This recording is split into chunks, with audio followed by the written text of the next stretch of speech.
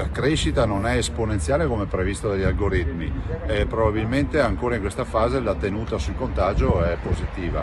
Diciamo che se continua così abbiamo anche speranze di chiuderla velocemente questa partita. Certo è che ci vorranno ancora settimane per capire poi alla fine come sarà.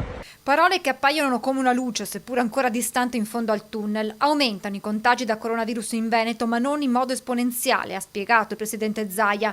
L'emergenza però nella nostra regione come nel resto del paese continua e i prossimi giorni, le prossime settimane saranno decisivi per capire l'evoluzione del contagio.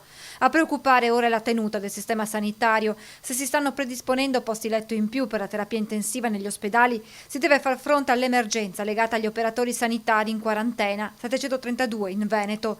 Tra loro anche medici e infermieri, 564 in tutte le ULSS, che seppur negativi al tampone sono in isolamento domiciliare secondo quanto predisposto dal Ministero della Salute perché venuti in contatto con pazienti positivi. Per loro il governatore Zaia chiede che possano tornare ad operare in corsia.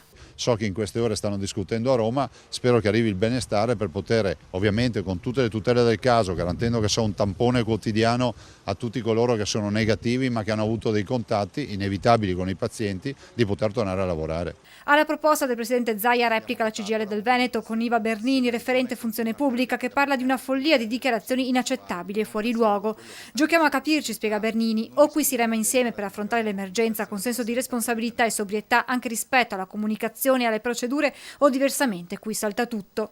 Ma sono gli stessi sanitari a chiedere di poter lavorare, sottolinea Zaia. Loro stessi ci dicono fateci lavorare, perché la nostra missione è quella di curare i cittadini, siamo abituati a stare in mezzo alle malattie infettive, insomma abbiamo dispositivi, abbiamo addestramento per farlo, fateci lavorare. Intanto il governatore del Veneto torna sulla richiesta di togliere il cordone intorno a Vo, che va verso la fine della quarantena, e di far tornare i suoi abitanti alla normalità. Io sostengo che la partita di Vo deve essere chiusa, aprire assolutamente i blocchi, i cittadini sono stati eccezionali, hanno dimostrato un senso di responsabilità e di civiltà unica. Vo è messa in ginocchio, dovremmo ricordarsi di Vo per prima in assoluto.